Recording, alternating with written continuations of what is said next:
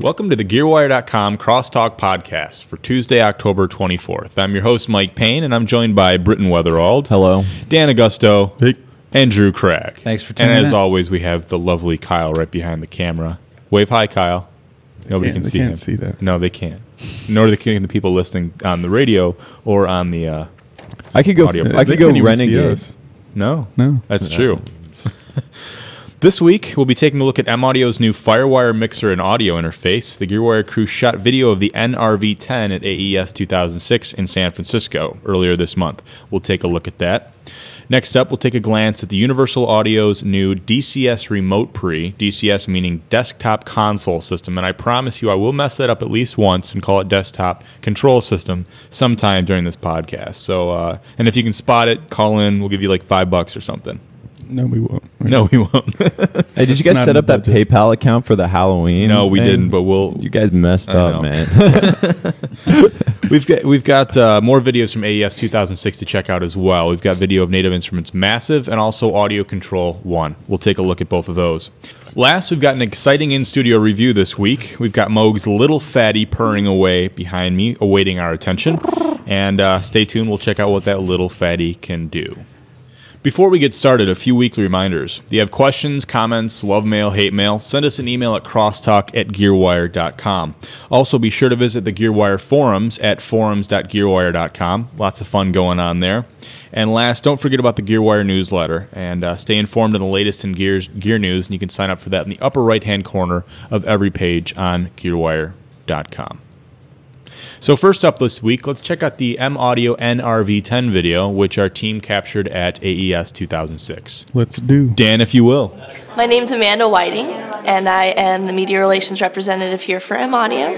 And I wanted to let you know about the new product that we have. It's called the NRV10. This is our 10x10 Firewire digital audio interface built in with an 8x2 analog mixer. This is a really great thing for the home recording studio as well as for live performance. What's great about this is you can route discreetly each channel from this. You plug your guitar instrument, your keyboard, your drums, anything you want into here, and you can go into your DAW. A DAW of your choice also will be Pro Tools M-Powered compatible in November. We have 5 mic pre's. They use our Octane technology, which has been really popular with our Octane preamp.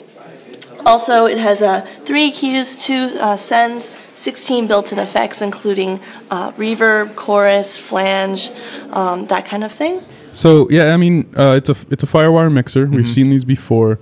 Cool thing about this is it's discrete, going both ways. The channels are discrete and built-in effects and things like that. So what it actually equates to, something that I'm a big proponent of, and that's analog summing.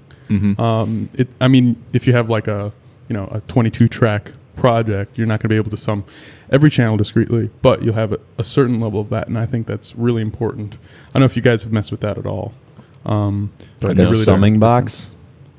Well, in essence, that's not all it does, but that's a big thing that I think is kind of cool, and it's being made available to home studio recordists. Right.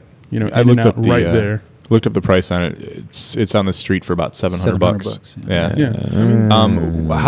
How would you compare this to something like the Alesis Firewire mixers? Oh, I would say this is a huge step up from that, because Alesis only goes 2 out into your computer. Same with the Onyx, correct? Yeah.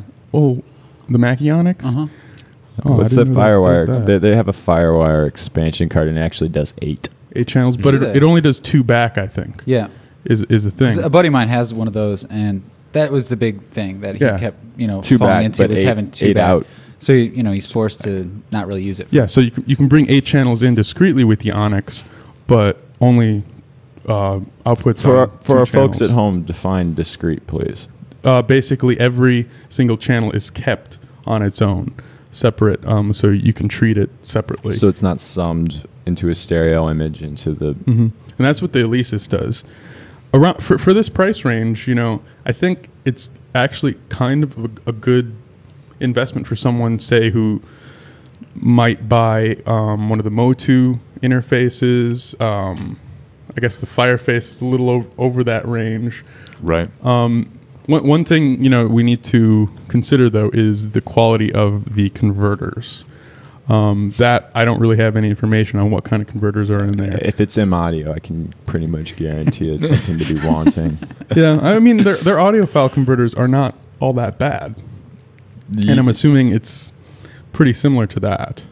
I mean, as far as it's probably some of the better converters you can buy or their Mad Cow for example.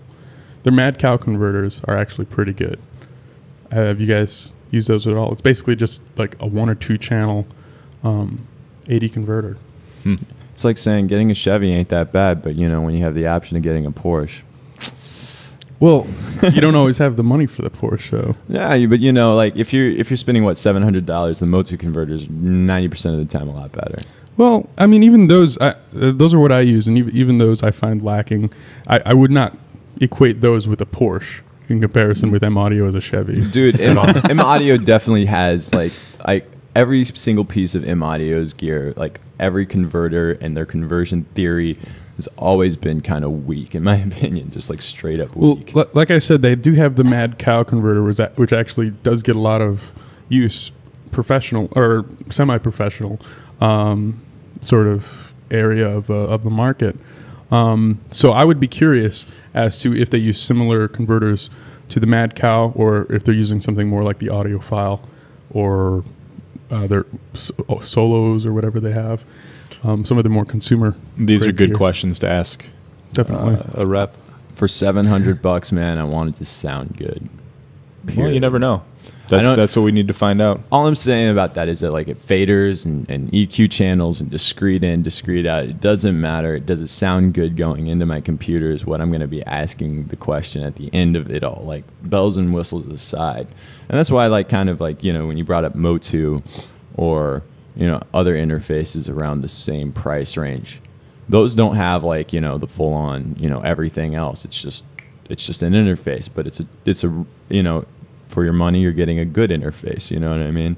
Mm-hmm. So theoretically, this is a great idea, maybe. But as far as from the Maudio's track record, personally, these are the same guys who released the Delta 66, all right, and other pieces of equipment that The sound of those is not a huge caveat, though. I think it's mostly the compatibility problems that came with Delta 66 that have made it sort of I'm looking at Joe because he has a Delta 1010. Yeah, all right, it's true. I don't use it anнимore, but yes. Yeah. I mean, what do you guys? Wait. Just for the record, what are you using now? Sapphire. Focusrite. Now, between the two, which one? Was there miles difference? Yes. All well, right. I mean, as far as sound the goes? 1010 isn't really a pre though, so It isn't a pre, but as far as its conversion rate, the way that it just handles signal. well, yeah, it kind of conked out on us, but the Focusrite is sweet. That's really Yeah. good. So, yeah, I mean, that's something that's always a question. It's like how well it will work. I think a lot of stuff works really well for Maudio users. I would have to say the Delta series is sort of out there a little bit in that's before they were with the DigiDesign at all. That's before they got huge. I mean, they're selling ridiculous amounts of stuff. Oh, yeah, because they're consumer-friendly products. Any kid who wants to get started into home recording looks at Maudio because it's $150 gets you in the door. Seriously, and even cheaper than that. They got stuff that's $79. Will get a guitarist ready to record with guitar tracker software and whatnot.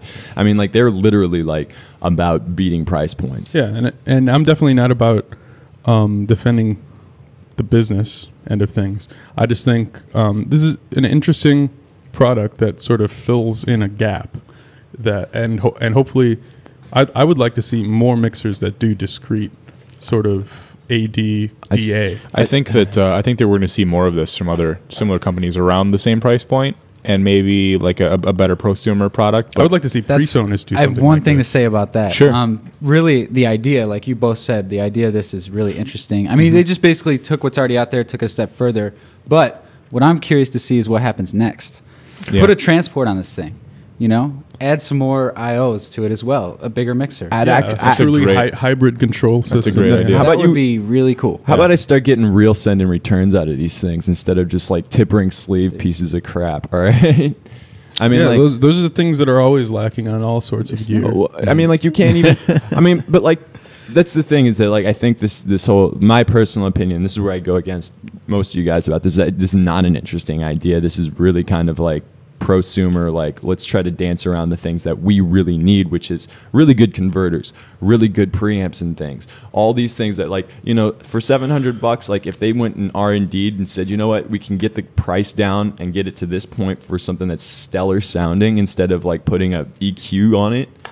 I would agree that it's prosumer, and people probably would be better off, you know, spending a few years building up, you know, a big, or not a big, but a small sort of stable of gear that actually sounds really good, you know, and actually spending more money over time. But for this, it's just like one pop. People are going to want this. I think people want these, you know, turnkey solutions. I think it's an interesting product in that. I can't support it, man. I just can't. Well, keep in mind, I mean, this is not a Britton Weatherald product. It's not for you. But there's going to be, you know, thousands of people out there that are going to buy this and going to want it. And it may not be exactly what you need, but I think it is progress regardless what they're doing. Next up, Universal Audio announced a new preamp this week, the DCS Remote Preamp. And again, I'm going to mess up the DCS sometime in this podcast. The Remote Pre is the latest in Universal Audio's DCS line of processing gear or desktop control. Oh, there you go. There it is. That's going in the blooper reel right there. It's like I planned it. Anyway, the desktop console system is what I meant. Yeah. Universal Audio's idea with DCS is to provide a more advanced hands-on control surface that you can achieve with knobs on a rack mount, especially when your rack mount is on the other side of the studio and not in your monitor's sweet spot. DCS Remote Pre's analog signal processing is handled in a rack-mountable unit, but the control is managed on a wired desktop unit. We'll take a look at a picture of that in just a moment. Otherwise, the preamp itself is not much of a departure from normal Universal Audio gear, which in my opinion is a good thing. Otherwise, one mentionable feature, the DCS preamp includes a monitoring headphone amp with EQ and reverb that you can tailor for your vocalist that's not in the same signal path as the preamp. So it's pretty cool. Altogether, let's take a look at a picture of... This thing's sexy.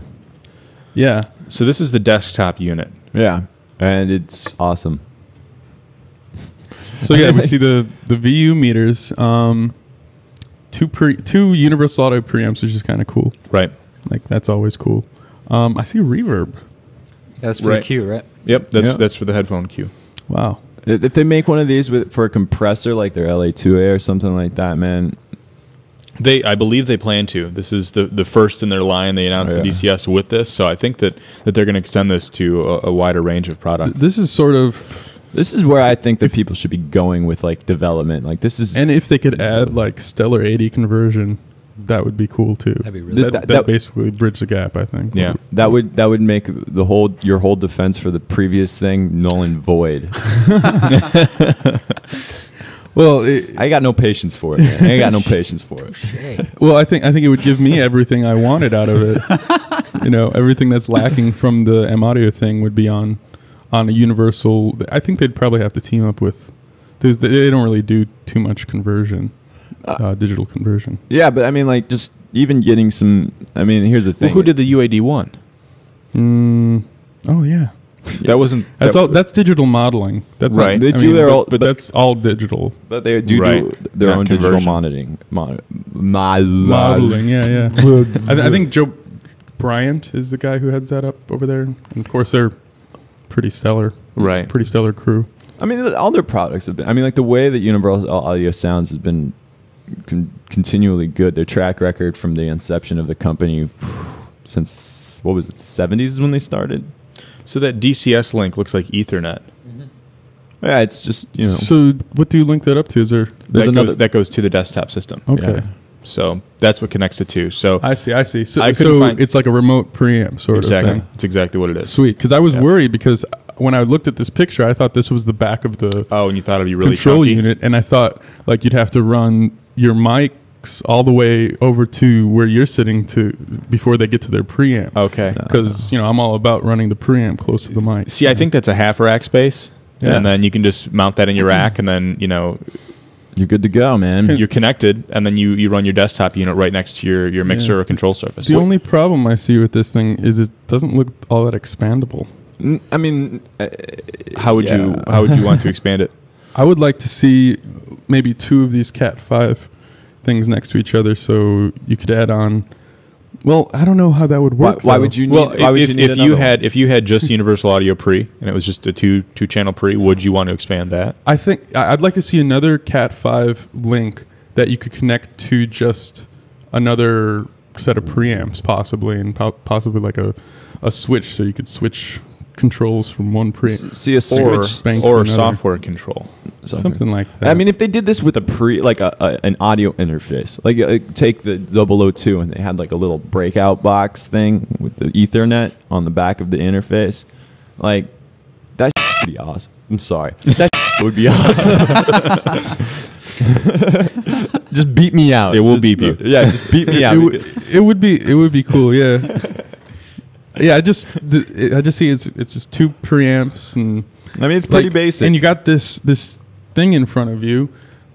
I'm not sure exactly how big it is, but it takes up space, and right. Space is really, it's hard to come by sometimes when you're working in a DAW environment, and so you got this thing taking up space, like that much space, and it's basically just 2 preamps, and then of course you got the monitor section, which is cool, but yeah, I like it.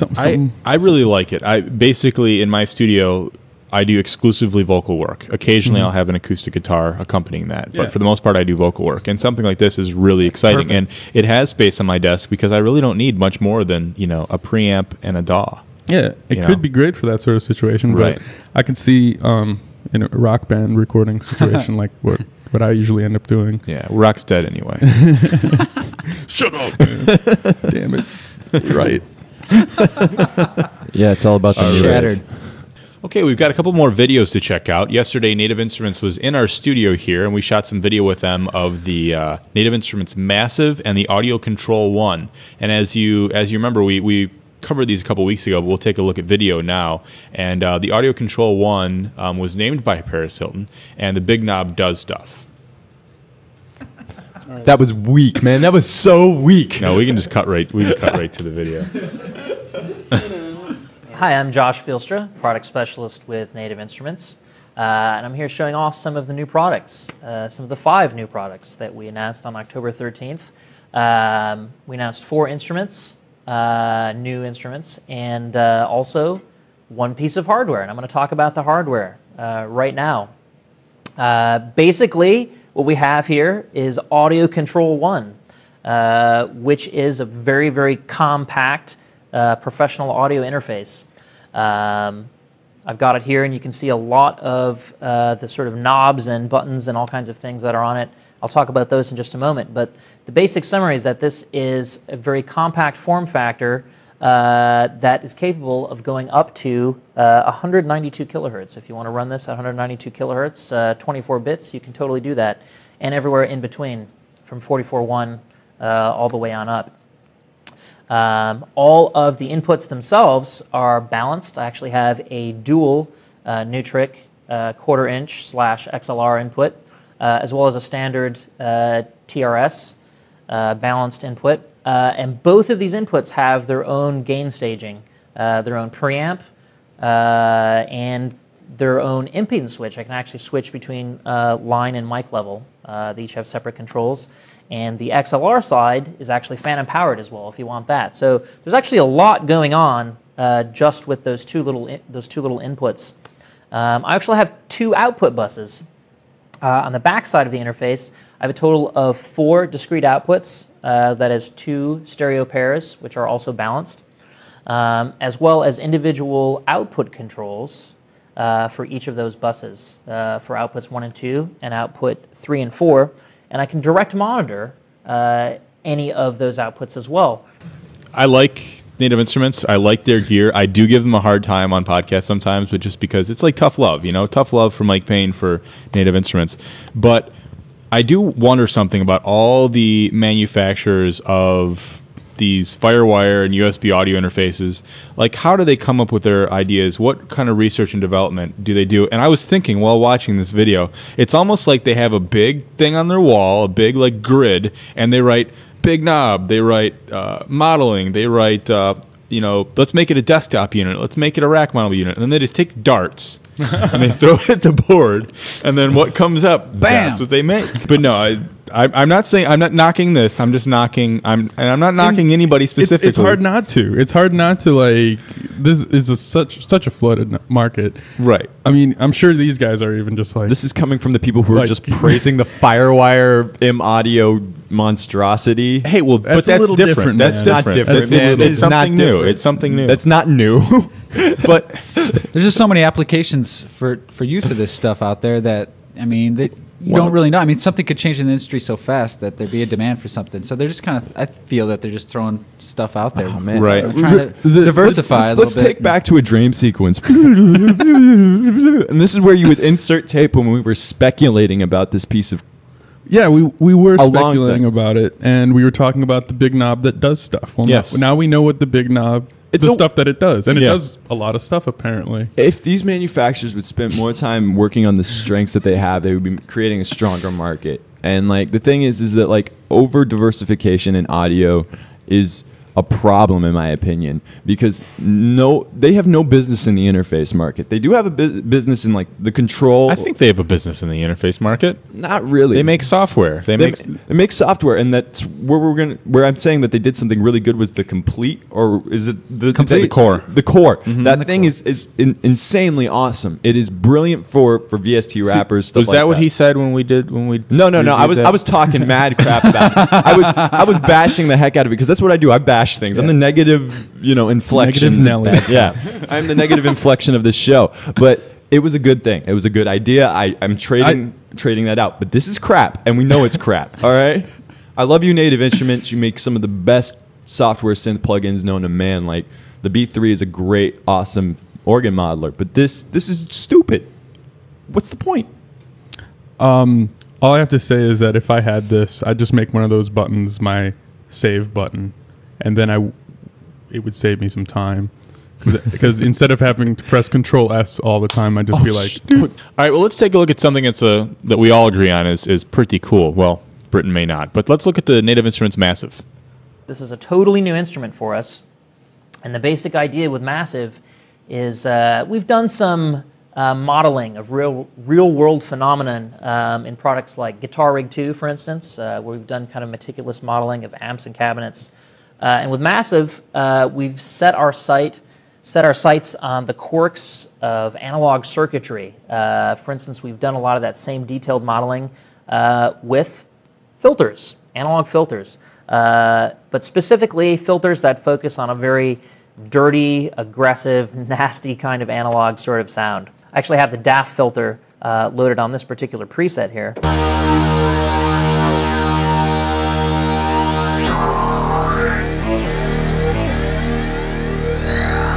And you can hear that kind of squelchy, squeaky sound that's going on there. That's no accident. And also with inside Massive, I have this macro control section down here. And these are 8 knobs that I can assign to whatever I want inside Massive, any of Massive's parameters, and then tweak them in real time. And that's what I'm going to do with my MIDI controller. And you can get kind of an idea of the sounds that Massive's capable of here.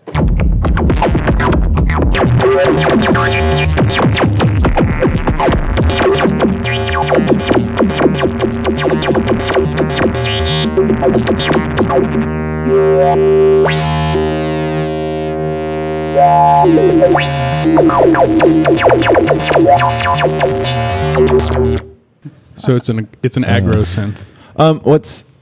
This is the one with the sampling modulation thing, right? Well, actually, when we were first talking about it, we were talking about it's a wave scanning oscillators. I remember, yes. Did they actually go into what that means? Yeah, kind of. But I did some research, and Josh did a great job on putting it into like actual easy terms to understand. But with stuff like this, you can't really put it into that and so really understand it. So here's my take on it. it's sort of like wavetable synthesis, but really, really, really precise.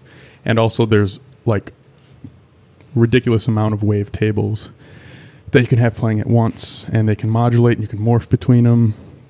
Plus they have those macros. So I think it's a pretty cool synth for dance, techno type stuff. I think my mind was just blown right there for a second. with those sounds. I like the sounds like bit crushing. I don't know what process is going on there, but it sounds pretty nasty. Yeah, it's definitely. I mean, and Mike likes nasty. Yeah, they like modeled like different filters. Okay. Not only do they have like comb filters, low pass filters, band pass filters, they got this one called Daft, and one called Scream. Okay. Which are just modeled basically like self oscillate and do the stuff that original filters weren't meant to do, but did. Yeah. Okay. So this is cool. I like this. I like this. I do. I think as their first new synth in a while, as probably one of the most popular and successful soft synth companies out there, I think this is a strong showing. Yeah, it's a nice progression. Well, the thing is what I was saying earlier is they're brilliant as far as soft synths and development is concerned, and that's why I have a huge problem with that freaking interface. I mean, like, not to tie it around, and just to kind of keep this really short because I know we got to move along. Is that like this is where they do brilliant? This is where they shine, and this other thing is just kind of like, yeah, okay, whatever.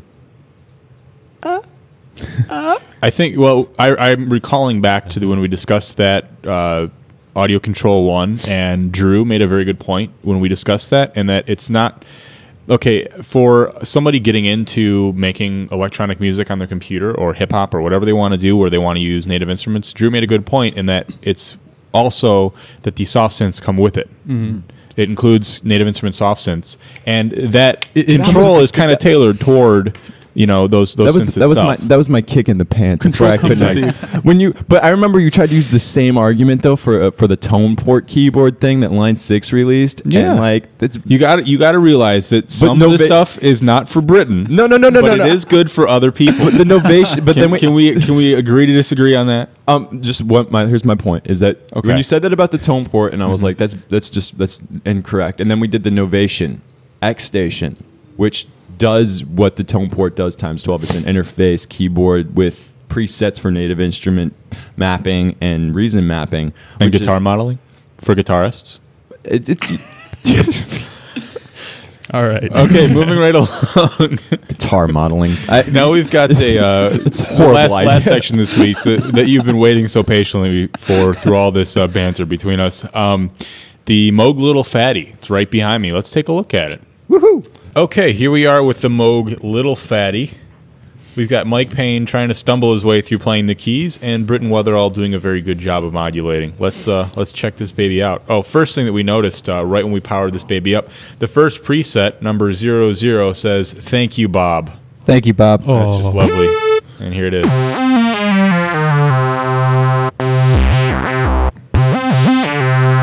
Typical sexy Moog sound. Britton, you want to play around? Does the bass? Yeah. All right, so we have kind of the usual thing going on here. We got LFO, and then this is the modulation section. So you got your LFO rate, and then you got your destination, source, and amount. So that's modulating the filter? Yeah. That sounds like a ramp wave, too. And then that's what happens when you modulate the... And now it's actually it's coming from oscillator 2, and it's modulating the wave. So that's that section right there. You turn this on, and that's how you affect the rotary encoded knobs, which are kind of cool, but they kind of get late sometimes. Like if you turn something all the way up and it doesn't match up immediately, it can take a second for it. You have to shake the knob around a little bit. Let it know that it's being moved. Yeah, exactly. All right, so that's that section right there. That's now here's the oscillator section, and it's two oscillators, and they both go to this one knob. It's kind of that'd blowing be cool your if mind. they had a knob for each oscillator. It is, but each section you can mess around, and first you're going to start with the wave, and let's get a real good square rectangular wave, and get it more of a horn sound. You just change the octave? Yeah, yeah, with the square wave. Dirtier. That's the triangle. So we're gonna keep it at 4, and then like you got your level. All right, and then moving on to our friend over here, the oscillator 2.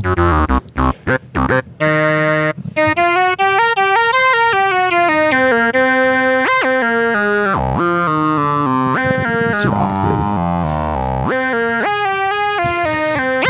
Then you have your frequency level. And go up to a fifth, right? Yeah. It goes up and down a fifth.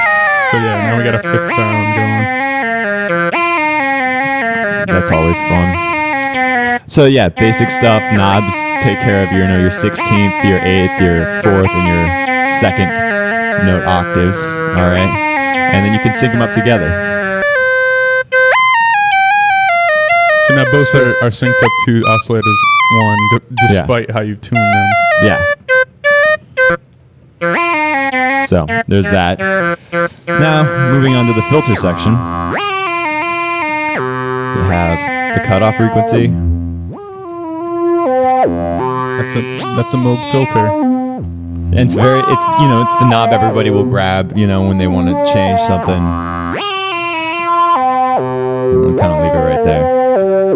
And then you have your resonance, of course, another popular one. Then you got your K beat amount. And your EGR amount, which I don't remember what that stands for.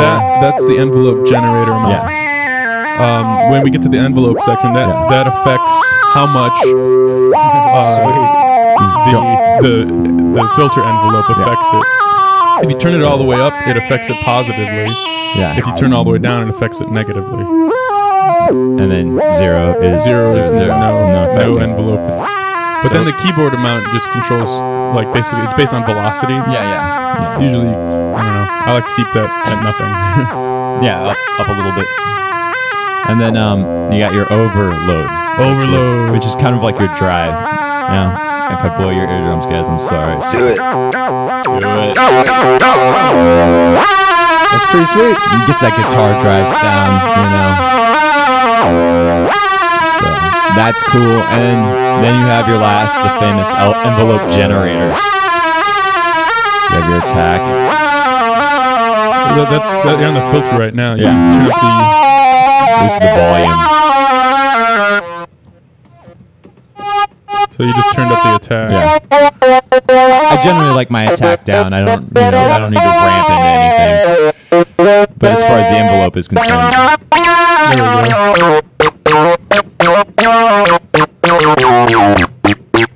I love what the overdrive just does to this. It just makes it fatter. That's where it needs to be. That's a sound I would want. Oh yeah. Sounds great. And so you have the regular kind of things. I like to do a little FM synthesis sometimes on these things. What you got, Augusto?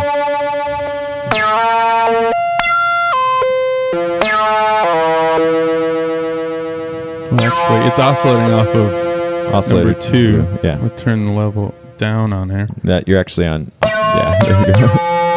So So this is oscillator 1 without any frequency modulation. I'm going to turn down the release. And if we turn up the modulation, That's awesome. Yeah.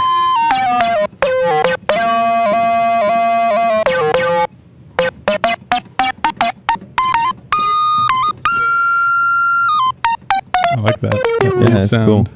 Then you can cycle Sweet. it, feed it back to each other though, which is always.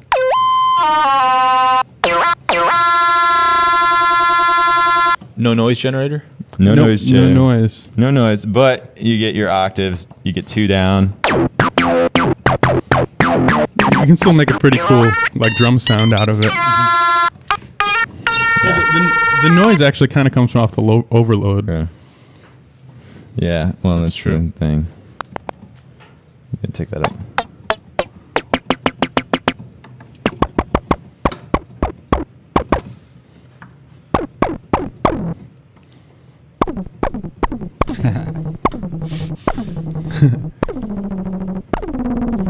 You can turn the glide off too.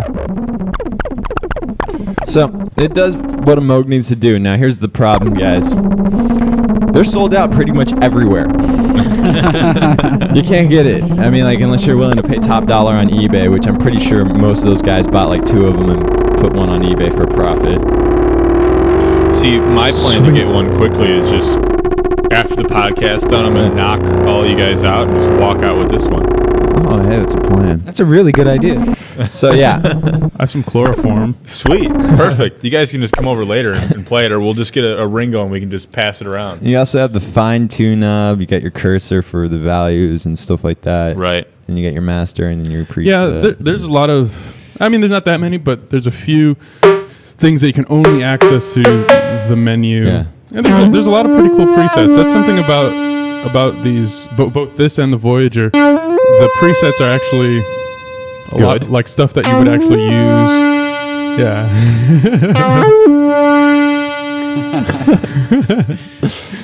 Yeah, I mean, this is a good unit, definitely. If you can pick one up new, because the price of these things are like going up because of inflated value. I think this is number 219. There's only 12,000 that were made. Yeah, so Oh wow. Wow. Or maybe 1,200. No, it was 1,200. And It this should is number be plated. 17. Yeah. It should be number plated. Yeah, It is. so- It's on the back. Oh, okay, gotcha. Yeah, one thing that that I missed when I was looking was This is, an 219 or arpeggiator, 12. but as Dan mentioned, it does receive MIDI, so you can use an outboard or software. It also arpeggiator. takes control voltage Yeah. for pitch, volume, Nice. filter. Doesn't have that would be audio? cut off, and the KB gate, Yeah. which basically I think that's sort of a way to get it to sequence percussively. is there Okay. If you have like an outboard sequencer that can create control voltage, that's what you would use. Gotcha. So does it have audio in or no? Yeah, it does. Does it does. audio in and out? Yeah. Yeah. in and So you out. can use it as some sort of voice modulator as well. Yeah, a filter Mhm. or distortion. We should try that out Does right now. both. Well, very cool. That little Phatty rocks, and I'm glad that we have one here. Yeah, and I just did a video on this that goes a little bit more in depth, not too much, but Okay. we And should where have can we that see up that? soon. That's at Gearwire.com. Sweet. Wow, Gearwire. Yeah. Well, everybody, It's his new thanks for watching and listening. That concludes the Gearwire.com Crosstalk podcast for Tuesday, October 24th. Once again, I'm Mike Payne. This is Britton. That's Drew. That's Dan. Thanks, everybody, for listening, and we'll see you next week. Bye-bye. Peace.